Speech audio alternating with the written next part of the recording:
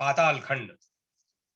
चक्रांका नगरी के राजकुमार दमन द्वारा घोड़े का पकड़ा जाना तथा राजकुमार का प्रताप ग्रज को युद्ध में परास्त करके स्वयं पुष्कल के द्वारा पराजित होना।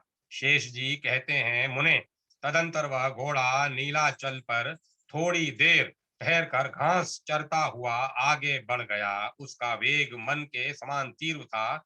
श्रेष्ठ वीर शत्रुघ्न, राजा लक्ष्मी निधि, भयंकर वाहन वाले राजकुमार पुष्कल तथा राजा प्रतापग्रह, ये सभी उसकी रक्षा कर रहे थे। कई करोड़ वीरों से सुरक्षित यह वह यज्ञ संबंधी अश्व क्रमशः आगे बढ़ता हुआ राजा सुबाहु द्वारा परिपालित चक्रांका नगरी के पास जा पहुंचा। उस समय राजा का पुत्र दमन शिकार खेल रहा था। उसकी दृष्टि उस घोड़े पर पड़ी जो चंदन आदि से चर्चित तथा मस्तक में स्वर्ण में पत्र से शोभायमान था। राजकुमार दमन ने उस पत्र को बांधा, उस पत्र को बांचा। सुंदर अक्षरों में लिखा होने के कारण उसकी बड़ी शोभा हो रही थी। पत्र का अभिप्राय समझकर वह बोला, अहो, भूमंडल पर मेरे पिताजी के जीते जी यह इतना बड़ा अहंकार कैसा? जिसने यह घमंड दिखाया है, उसे मेरे धनुष से छोटे छूटे हुए बाण इस उद्दंडता का फल चखाएंगे। आज मेरे तीखे बाण शत्रुघ्न के समस्त शरीर को घायल करके उन्हें लहूलुहान कर देंगे, जिससे वे फूले हुए पलाश की भांति दिखाई देंगे। आज सभी श्रेष्ठ योद्धा मेरी भुजाओं का महान बल देखें। मैं अपने धनुर्दंड से करोड़ों बाणों की वर्षा करूंगा। राजकुमार दमन ने ऐसा कहकर घोड़े को तो अपने नगर में भेज दिया और स्वयं हर्ष तथा उत्साह से में भरकर सेनापति से कहा, महामते, शत्रुओं का सामना करने के लिए मेरी सेना तैयार कर दो। इस प्रकार सेना को सुसज्जित करके वह शीघ्र ही युद्ध क्षेत्र में सामने जाकर डट गया। उस समय उसका स्वरूप बड़ा उग्र दिखाई देता था। इसी बीच में घोड़े के पीछे चलने वाले योद्धा भी आ पहुंचे और अत्यंत व्याकुल होकर बारंबार एक दूसरे से पूछने लगे, महाराज का वह यज्ञ संबंधी अश्व जो भाल पत्र से चिन्हित था, कहाँ चला गया? इतने में ही शत्रुओं को ताप देने वाले राजा प्रतापगर्य ने देखा, सामने ही कोई सेना तैयार होकर खड़ी है जो विरोचित शब्दों का उच्चारण करती हुई गर्जना कर रही है। और प्रतापगर्य ने सिपाहियों से पूछा सिपाहियों से सिपाही प्रतापगर्व के सिपाहियों ने उनसे कहा, महाराज, जान पड़ता है यही राजा घोड़ा ले गया है, अन्यथा यह वीर अपने सैनिकों के साथ हमारे सामने क्यों खड़ा होता? यह जानकर प्रतापगर्व ने अपना एक सेवक भेजा। उसने जाकर पूछा, महाराज, श्री रामचंद्र जी का अश्व कहाँ है? कौन ले गया है? क्यों ले गया है? क्या वह भगवान श्री रामचंद्र जी को नहीं जानता? राजकुमार दमन बड़ा बलवान था। वह सेवक का ऐसा वचन सुनकर बोला, अरे भाल पत्र आदि चिन्हों से अलंकृत उस यज्ञ संबंधी अश्व को ले मैं ले गया हूं। जिसकी उसकी सेवा में जो शूरवीर हों वे आवें और मुझे जीत कर बलपूर्वक यहाँ से घोड़ा छुड़ा ले जाएं। राजकुमार का वचन सुनकर सेवक को बड़ा रोष हुआ, तथापि वह हंसता हुआ वहां से लौट गया और राजा के पास जाकर उसने दमन की कही हुई सारी बातें ज्यों की त्यों सुना दी। उसे सुनते ही महाबली प्रतापाग्रह की आंखें क्रोध से लाल हो गईं और वे चार घोड़ों से सुशोभित स्वर्ण में रथ पर सवार हो बड़े बड़े वीरों को साथ ले राजकुमार से युद्ध करने के लिए चले। उनकी सहायता में बहुत बड़ी सेना थी। आगे बढ़कर वे धनुष पर टंकार देने लगे। उस समय रोष पूर्वक नेत्रों वाले राजा प्रतापाग्रह के पीछे पीछे बहुत से घुड़सवार और हाथी सवार भी गए।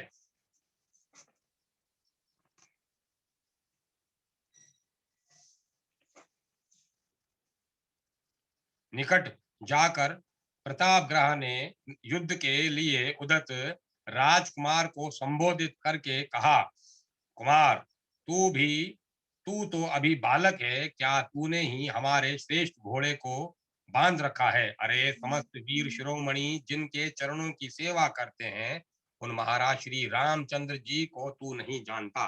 दैत्यराज रावण भी जिनके अद्भुत प्रताप को नहीं सह सका, उन्हीं के घोड़े को ले जाकर तूने अपने नगर में पहुंचा दिया है। जान ले, मैं तेरे सामने आया हुआ काल हूँ, तेरा घोर शत्रु हूँ।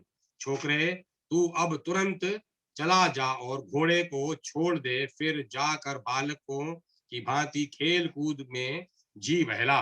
दमन का हृदय बड़ा विशाल था। वह प्रतापाग्रह की ऐसी बातें सुनकर मुस्कुराया और उनकी सेना को तिनके के समान समझता हुआ बोला, महाराज, मैंने बलपूर्वक आपके घोड़े को बांधा और अपने नगर में पहुंचा दिया है। अब जीते जी उसे लौटा नहीं सकता। आप बड़े बलवान हैं, तो युद्ध कीजिए। आपने जो यह कहा तो तू अभी बालक है, इसीलिए जाकर खेल कूद में जी बहला। इसके लिए इतना ही कहना है कि अब आप युद्ध के मुहाने पर मेरा खेल देखिए। इतना कहकर सुबाहु कुमार ने अपने धनुष पर प्रत्यंचा चढ़ाई और राजा प्रतापाग्रह की छाती पर छाती को लक्ष्य करके 100 बाणों का संधान किया, परंतु राजा प्रतापाग्रह ने अपने हाथ की फुर्ती दिखाते हुए उन सभी बाणों के टुकड़े टुकड़े कर डाले। यह देखकर राजकुमार दमन को बड़ा क्रोध हुआ और वह बाणों की वर्षा करने लगा। तदंतर दमन ने अपने धनुष पर 300 बाणों का संधान किया और उन्हें शत्रुओं पर चलाया। उन्होंने प्रतापाग्रह की छाती छेद डाली और रक्त में नहाकर वे उसी भांति नीचे गिरे जैसे श्री रामचंद्र की भक्ति से विमुख होकर पुरुष का पतन हो जाता है। उसके बाद राजकुमार ने शंख ध्वनि के साथ गर्जना की। पराक्रम उसका पराक्रम देखकर प्रतापाग्रह क्रोध से जल उठे और बोले, वीर, अब तू मेरा अद्भुत पराक्रम देख। यूं कहकर उन्होंने तुरंत तीखे बाणों की बौछार आरंभ कर दी। ये वे बाण घोड़े और पैदल सबके ऊपर पड़ते दिखाई देने लगे।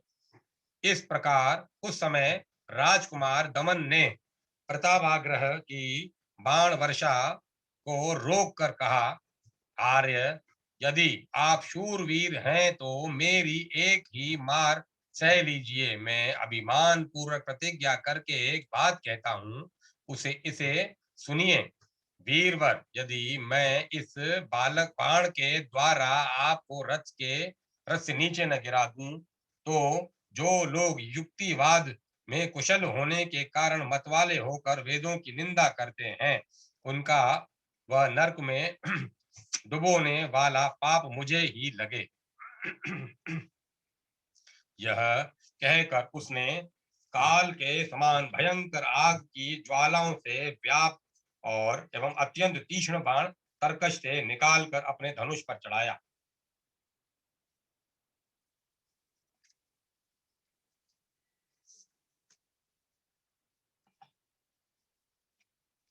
वह कालाग्नि के समान देदीप्यमान हो रहा था। राजकुमार ने अपने शत्रु के हृदय को निशाना बनाया और बाण छोड़ दिया। वह बड़े वेग से शत्रु की ओर चला। प्रतापाग्रह ने जब देखा कि शत्रु का बाण मुझे गिराने के लिए आ रहा है, तो उन्होंने उसे काट डालने के लिए कई तीखे बाण अपने धनुष पर चढ़ाए, किंतु राजकुमार का बाण प्रतापाग्रह के सब बाणों को बीच से काटता हुआ उनके धैर्य युक्त हृदय तक पहुंच ही गया। हृदय पर चोट करके वह उसके भीतर घुस गया। राजा प्रतापाग्रह उसकी चोट खाकर पृथ्वी पर गिर पड़े। उन्हें मूर्छित, चेतनाहीन एवं रथ की बैठक से धरती पर गिरा देख सारथी ने उठाकर रथ पर बिठाया और युद्ध भूमि से बाहर ले गया। उस समय राजा की सेना में बड़ा हाहाकार मचा। समस्त योद्धा भागकर वहां पहुंचे जहां करोड़ों वीरों से घिरे हुए शत्रुघ्न मौजूद थे। प्रतापाग्रह को परास्त करके राजकुमार दमन ने विजय पाई और अब वह शत्रुघ्न की प्रतीक्षा करने लगा। उधर शत्रुघ्न को जब यह हाल मालूम हुआ तो वे क्रोध में भरकर दांतों से दांत पीसते हुए बारंबार सैनिकों से पूछने लगे, कौन मेरा घोड़ा ले गया है? किसने शूर शिरोमणि राजा प्रतापाग्रह को परास्त किया है? तब सेवकों ने कहा, राजा सुबाहु के पुत्र दमन ने प्रतापाग्रह को पराजित किया है और वे ही यज्ञ का घोड़ा ले गए हैं। यह सुनकर शत्रुघ्न बड़े वेग से चलकर युद्ध भूमि में आए। वहां उन्होंने देखा कितने ही हाथियों के गढ़स्थल विदीर्ण हो गए हैं, घोड़े अपने सवारों सहित घायल होकर मरे पड़े हैं। यह सब देखकर शत्रुघ्न के नेत्र क्रोध से लाल हो गए। वे अपने योद्धाओं से बोले, यहाँ मेरी सेना में संपूर्ण अस्त्र शस्त्रों का ज्ञान रखने वाला कौन ऐसा वीर है जो राजकुमार दमन को परास्त कर सकेगा? शत्रुघ्न का यह वचन सुनकर शत्रु वीरों का नाश करने वाले पुष्कल के हृदय में दमन को जीतने का उत्साह हुआ और उन्होंने इस प्रकार कहा, स्वामिन, कहाँ यह छोटा सा राजकुमार दमन और कहाँ आपका असीम बल? महामते, मैं अभी जा रहा हूँ, आपके प्रताप से दमन को परास्त करूंगा। युद्ध के लिए मुझ सेवक के उदत रहते हुए कौन घोड़ा ले जाएगा?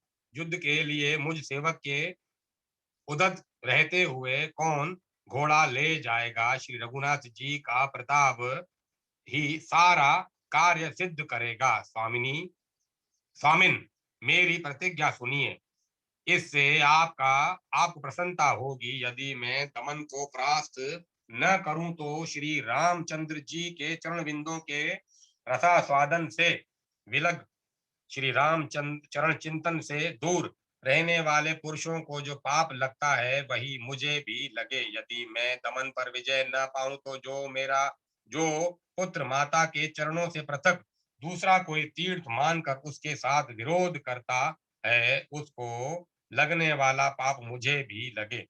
पुष्कल की यह प्रतिज्ञा सुनकर शत्रुघ्न जी ने के मन में बड़ी प्रसन्नता हुई और उन्होंने उन्हें युद्ध में जाने की आज्ञा दे दी। आज्ञा पाकर पुष्कल बहुत बड़ी सेना के साथ उस स्थान पर गए जहां वीर वंश में उत्पन्न राजकुमार दमन मौजूद था। युद्ध क्षेत्र में पुष्कल को आया जान वीराग्रह गण्य दमन भी अपनी सेना से घिरा हुआ आगे बढ़ा। दोनों का एक दूसरे के से सामना हुआ। अपने अपने रथ पर बैठे हुए दोनों वीर बड़े ही शोभा पा रहे थे।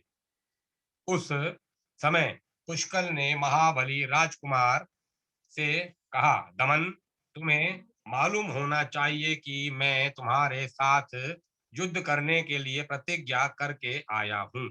मेरा नाम पुष्कल है, मैं भरत जी का पुत्र हूँ, तुम्हें अपने शस्त्रों से परास्त करूंगा। महामते, तुम भी हर तरह से तैयार हो जाओ। पुष्कल की उपयुक्त बात सुनकर उसने हंसते हंसते उत्तर दिया, भरत नंदन, मुझे राजा सुबाहु का पुत्र समझो, मेरा नाम दमन है। पिता के प्रति भक्ति रखने के कारण मेरे सारे पाप दूर हो गए हैं। महाराज, शत्रुघ्न का घोड़ा ले जाने वाला मैं ही हूँ। विजय तो देव के अधीन है। देव जिसे देगा, जिसे अपनी कृपा से अलंकृत करेगा, उसे ही विजय मिलेगी। परंतु तुम युद्ध के मुहाने पर डटे रहकर मेरा पराक्रम देखो। यूं कहकर दमन ने धनुष चढ़ाया और उसे कान तक खींचकर शत्रुओं के प्राण लेने वाले तीखे बाणों को छोड़ना प्रारंभ किया। उन बाणों ने आकाश मंडल को ढक दिया और उसकी छाया से सूर्य देव की किरणों का प्रकाश भी रुक गया। राजकुमार के चलाए हुए उन बाणों की चोट खाकर कितने ही मनुष्य, रथ, हाथी और घोड़े धरती पर लेटते लौटते दिखाई देने लगे। शत्रु वीरों का नाश करने वाले पुष्कल ने उसका वह पराक्रम देखा तथा आचमन करके एक बाण हाथ में लिया और उसे अग्नि देव के मंत्र से विधि पूर्वक अभिमंत्रित करके अपने धनुष पर रखा। तदंतर भली भांति खींचकर उसे शत्रुओं के ऊपर छोड़ दिया। धनुष से छूटते ही उस बाण से युद्ध के मुहाने पर भयंकर आग प्रकट हुई। वह अपनी ज्वालाओं से आकाश को चाटती हुई प्रलयाग्नि के समान प्रज्वलित हो उठी। फिर तो दमन की सेना रणभूमि में दग्ध होने लगी। उसके ऊपर त्रास छा गया और वह आग की लपटों से पीड़ित होकर भाग चली। राजकुमार दमन के घोड़े छोड़े हुए सभी बाण अग्नि की ज्वालाओं में झुलसकर सब और नष्ट हो गए।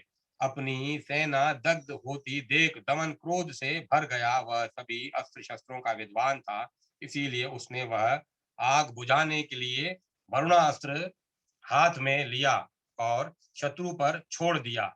उसके छोड़े हुए वरुणास्त्र ने रथ और घोड़े आदि से भरी हुई पुष्कल की सेना को जल से अप्लावित कर दिया। शत्रुओं के रथ और हाथी पानी में डूबते दिखाई देने लगे तथा अपने पक्ष के योद्धाओं को शांति मिली। पुष्कल ने देखा मेरी सेना जल राशि से पीड़ित होकर कांपती, क्षुब्ध होती और नष्ट होती जा रही है तथा मेरा आग्नेय अस्त्र शत्रुओं के वरुणास्त्र से शांत हो गया है। तब अत्यंत क्रोध के कारण उसकी आंखें लाल हो गई और उसने वायास्त्र वायव्यास्त्र से अभिमंत्रित करके एक बहुत बड़ा बाण अपने धनुष पर रखा। तदंतर वायव्यास्त्र की प्रेरणा से बड़े जोर की हवा उठी और उसने अपने वेग से वहां घिरी हुई मेघों की घटा को छिन्न भिन्न कर दिया। राजकुमार दमन ने अपने सैनिकों को वायु से पराजित होते देख अपने धनुष पर पर्वतास्त्र का संधान किया। किए फिर तो शत्रुओं शत्रु शत्रु योद्धाओं के मस्तक पर पर्वतों की वर्षा होने लगी। उन पर्वतों ने वायु की गति को रोक दिया। अब हवा कहीं भी नहीं जा पाती थी। यह देख पुष्कल ने अपने धनुष पर वज्रास्त्र का प्रयोग किया। तब वज्र के आघात से वे भी वे सभी पर्वत क्षण भर में तिल के समान टुकड़े टुकड़े हो गए। साथ ही वह वज्र उच्च स्वर से गर्जना करता हुआ राजकुमार दमन की छाती पर बड़े वेग से गिरा। छाती के भिंद जाने के कारण राजकुमार को गहरी चोट पहुंची। उससे इससे उस बलवान वीर को बड़ी व्यथा हुई। उसका हृदय व्याकुल हो उठा और वह मूर्छित हो गया। दमन का सारथी युद्ध नीति में निपुण था। वह राजकुमार को मूर्छित देखकर उसे रणभूमि से एक कोस दूर हटा ले गया। फिर तो उसके योद्धा अदृश्य हो गए, इधर उधर भाग खड़े हुए और राजधानी में जाकर उन्होंने राजकुमार के मूर्छित होने का समाचार कह सुनाया। पुष्कल धर्म के ज्ञाता थे। उन्होंने संग्राम भूमि में इस प्रकार विजय पाकर श्री रघुनाथ जी के चरणों का स्मरण करते हुए फिर किसी पर प्रहार नहीं किया। तदंतर धुंध भी बज उठी, जोर जोर से जय जयकार होने लगी। तब सब ओर से साधुवाद के मनोहर वचन सुनाई देने लगे। पुष्कल को विजयी देख शत्रुघ्न बड़े प्रसन्न हुए। उन्होंने आदि उन्होंने सुमति आदि मंत्रियों से घिरकर उनकी भूरी भूरी प्रशंसा की। राजा सुबाहु का भाई और पुत्रों सहित युद्ध में आना और सेना का क्रोंच व्यू निर्माण। शेष जी कहते हैं, मुने उधर राजा सुबाहु ने जब देखा कि मेरे सैनिक रक्त में डूबे हुए आ रहे हैं तो उनका शोक शांत सा करते हुए उन्होंने अपने पुत्र की करतूत पूछी। राजा का प्रश्न सुनकर उनके सेवकों ने, जो खून से लथपथ हो रहे थे तथा जिन्होंने रक्त से भीगे हुए वस्त्र धारण कर रखा था, इस प्रकार उत्तर दिया, राजन, आपके पुत्र ने स्वर्णमय पत्र आदि के चिन्हों से अलंकृत यज्ञ संबंधी अश्व को जब आते देखा तो वीरता के गर्व से शत्रुओं को तिनके के समान समझकर उनकी कुछ भी परवाह न करके उसे पकड़वा लिया। इतने ही में घोड़े के पीछे चलने वाला रक्षक थोड़ी सी सेना के साथ आ पहुंचा। अब हवा कहीं भी नहीं जा पाती थी।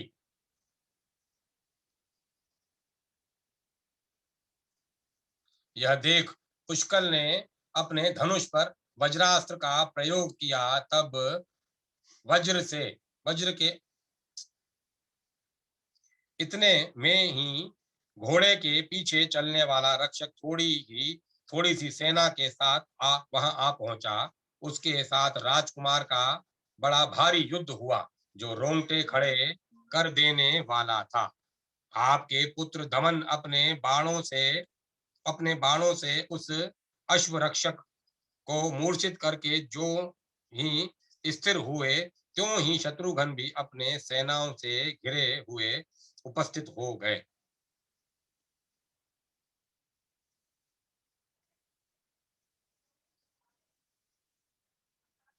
तदंतर दोनों दलों में बड़ा भयंकर युद्ध छिड़ा। उसमें सब प्रकार के अस्त्र शस्त्रों का प्रयोग होने लगा।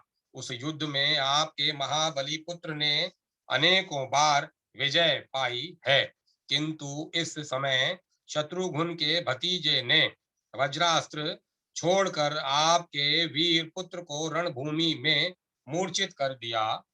सेवकों की यह बात सुनकर राजा सुबाहु राजधानी से निकलकर उस स्थान को चले जहां उनके पुत्र को पीड़ा पहुंचाने वाले शत्रुघ्न मौजूद थे। राजा सुबाहु को स्वर्ण भूषित रथ पर सवार हो नगर से निकलते देख समस्त शत्रुओं पर प्रहार करने वाली शत्रुघ्न की सेना युद्ध के लिए तैयार हो गई। राजा सुबाहु के भाई का नाम था सुकेतु। वे गदा युद्ध में प्रवीण थे। वे भी अपने रथ पर सवार होकर युद्ध के लिए आए। राजा का पुत्र चित्रांग सब प्रकार की युद्ध कला में निपुण था। वह भी रथारूढ़ होकर शीघ्र ही शत्रुघ्न की मत वाली सेना पर चढ़ आया। उसके छोटे भाई का नाम था विचित्र। वह विचित्र प्रकार से संग्राम करने में कुशल था। अपने भाई का दुख सुनकर उसके मन में बड़ी व्यथा हो रही थी, इसीलिए वह भी सोने के रथ पर सवार हो युद्ध के लिए उपस्थित हुआ। इसके सिवाय और भी अनेकों धुरंधर वीर, जो सभी अस्त्र शस्त्रों के ज्ञाता थे, राजा की आज्ञा पाकर वीरों से भरी हुई संग्राम भूमि में गए। राजा सुबाहु ने बड़े रोष में भरकर युद्ध क्षेत्र में पदार्पण किया और वहां अपने पुत्र को बाणों से पीड़ित एवं मूर्छित देखा। अपने प्यारे पुत्र दमन को रथ की बैठक में मूर्छित होकर पड़ा देख राजा को बड़ा दुख हुआ और वे पलवलों पल्लवों से उसके ऊपर हवा करने लगे। उन्होंने कुमार के शरीर पर जल का छींटा दिया और अपने कोमल हाथ से उसका स्पर्श किया। इससे महान अस्त्रवेत्ता वीरवर दमन को धीरे धीरे चेत हो आया। होश में आते ही दमन उठ बैठा और बोला, मेरा धनुष कहाँ है और पुष्कल यहाँ से कहाँ चला गया? मुझसे भिड़कर मेरे बाणों के आघात से पीड़ित होकर वह युद्ध छोड़कर कहाँ भाग गया? पुत्र के ये वचन सुनकर राजा सुबाहु बड़े प्रसन्न हुए और उसे छाती से लगा लिया।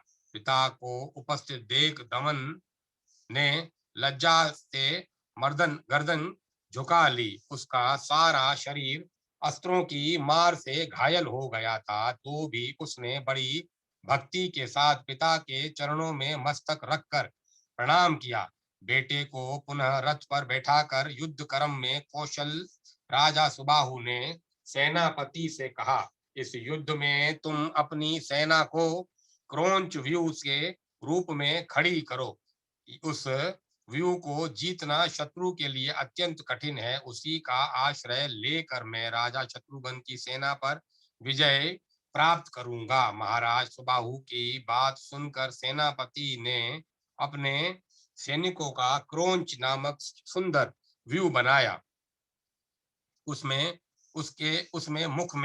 मुख के स्थान पर सुकेतु और कंठ की जगह चित्रांग खड़े हुए। पंखों के स्थान पर दोनों राजकुमार दमन और विचित्र थे। स्वयं राजा सुबाहु व्यू के कुछ भाग में स्थित हुए। मध्य भाग में उनकी विशाल सेना थी, जो रथ, गज, अश्व और पैदल इन चारों अंगों से शोभा पा रही थी। इसी प्रकार विचित्र क्रोंच व्यू की रचना करके सेना अध्यक्ष ने राजा से निवेदन किया, महाराज, व्यू संपन्न हो गया। राजा सुबाहु की प्रशंसा तथा लक्ष्मी निधि और सुकेतु का द्वंद्व युद्ध।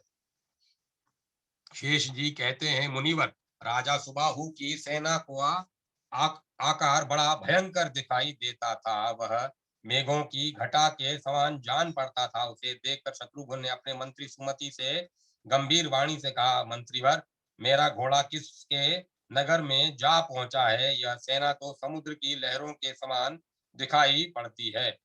सुमति ने कहा, राजन, यहाँ से पास ही चक्रांका नाम वाली सुंदर नगरी विराजमान है। उसके भीतर ऐसे मनुष्य निवास करते हैं जो भगवान विष्णु की भक्ति से पाप रहित हो गए हैं। ये धर्मज्ञों में श्रेष्ठ राजा सुबाहु उसी नगर के स्वामी हैं। इस समय ये अपने पुत्र पोत्रों के साथ तुम्हारे सामने विराजमान है। ये नरेश सदा अपनी ही स्त्री के प्रति अनुराग रखते हैं, पराई स्त्रियों पर कभी दृष्टि नहीं डालते। इनके कानों में सदा विष्णु की ही कथा गूंजती है। अन्य विषयों का प्रतिपादन करने वाली कथा वार्ता ये कभी नहीं सुनते। प्रजा की आय के छठे भाग से अधिक दूसरे का धन कभी नहीं ग्रहण करते। ये धर्मात्मा है और विष्णु बुद्धि से भक्ति पूर्वक ब्राह्मणों की पूजा करते हैं। सदा भगवान की सेवा में लगे रहते हैं और भगवान विष्णु के चरणाविंदों का मकरंद पान करने के लिए भ्रमर की भांति लोलुप बने रहते हैं। पर धर्म से विमुख हो सदा स्वधर्म का सेवन करते हैं। वीरों में कहीं भी इनके बल की समानता नहीं है। इस समय अपने पुत्र का युद्ध के मैदान में गिरना सुनकर ये क्रोध और शोक से व्याकुल होकर युद्ध के लिए उपस्थित हुए हैं।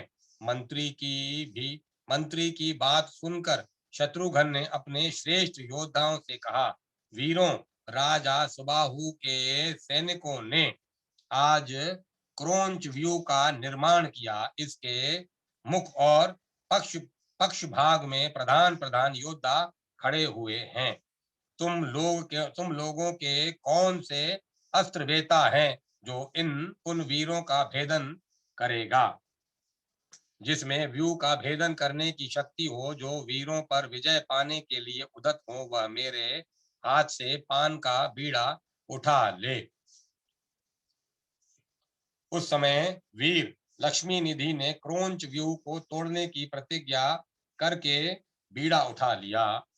पुष्कल ने उनके पीछे सहायता के लिए जाने का विचार किया। तदंतर शत्रुघ्न की आज्ञा से रिपु, ताप, नील रत्न, व्याग, उग्रास्य और वीर मर्दन, ये सब लोग क्रोंच व्यू का भेदन करने के लिए लक्ष्मी निधि के साथ गए। व्यू के मुख भाग में सुकेतु खड़े थे। उनसे लक्ष्मी निधि ने कहा, मैं राजा जनक का पुत्र हूं। मेरा नाम लक्ष्मी निधि है। मैं कहता हूं, समस्त दानव कुल का विनाश करने वाले भगवान श्री रामचंद्र जी के यज्ञ संबंधी अश्व को छोड़ दो, नहीं तो मेरे बाणों से घायल होकर तुम्हें यमराज के लोक में जाना पड़ेगा। वीराग्र गण्य लक्ष्मी निधि के ऐसा कहने पर महाबली सुकेतु ने बड़े वेग से अपना धनुष चढ़ाया और तुरंत ही रण क्षेत्र में बाणों की झड़ी लगा दी। यह देख लक्ष्मी निधि ने भी अपने धनुष की प्रत्यंचा चढ़ाई और सुकेतु के बाण समूह को वेग पूर्वक नष्ट कर दिया, करके उनकी छाती में 6 तीखे बाण मारे। उसके प्रहार से सुकेतु की छाती छिद गई। इससे क्रोध में भरकर उन्होंने 20 तीखे बाणों से लक्ष्मी निधि को मारा। तब लक्ष्मी निधि ने अपने धनुष पर अनेकों सुदृढ़ एवं तेज धार वाले बाण चढ़ाए। उनमें से 4 सहायकों द्वारा उन्होंने सुकेतु के घोड़े को मार डाला। एक से उनकी भयंकर ध्वजा को हंसते हंसते काट गिराया। एक बाण से सारथी का मस्तक धड़ से अलग करके पृथ्वी पर गिरा दिया। एक के द्वारा उन्होंने रोष में भरकर प्रत्यंचा सहित सुकेतु के धनुष को काट डाला तथा एक बाण से उनकी छाती के में बड़े वेग से प्रहार किया। लक्ष्मी निधि के इस अद्भुत कर्म को देखकर समस्त वीरों को बड़ा विस्मय हुआ। धनुष, रथ, घोड़े और सारथी के नष्ट हो जाने पर सुकेतु बहुत बड़ी गदा हाथ में लेकर युद्ध के लिए आगे बढ़े। गदा युद्ध में कुशल युद्ध शत्रु को विशाल गदा लिए आते देख लक्ष्मी निधि भी लोहे की बनी हुई भारी गदा लेकर हाथ रथ से उतर पड़े और गदा युद्ध में प्रवीण वे दोनों वीर एक दूसरे को जीतने के लिए अत्यंत क्रोध पूर्वक युद्ध करने लगे। इस प्रकार लक्ष्मी निधि ने कुपित होकर गदा ऊपर उठाई और सुकेतु की छाती पर गहरी चोट पहुंचाने के लिए वे बड़े वेग से उनकी ओर झपटे, किंतु महाबली सुकेतु ने उनकी चलाई हुई गदा को अपने हाथ में पकड़ लिया और पुनः वही गदा उनकी छाती में दे मारी। अपनी गदा से को शत्रु के हाथ में गई देख राजा लक्ष्मी निधि ने बाहु युद्ध के द्वारा लड़ने का विचार किया। फिर तो दोनों एक दूसरे से घुस गए। पैरों में पैर, हाथों में हाथ, छाती में छाती सटाकर बड़े वेग से युद्ध करने लगे। इस प्रकार एक दूसरे का वध करने की इच्छा से परस्पर भिड़े हुए वे दोनों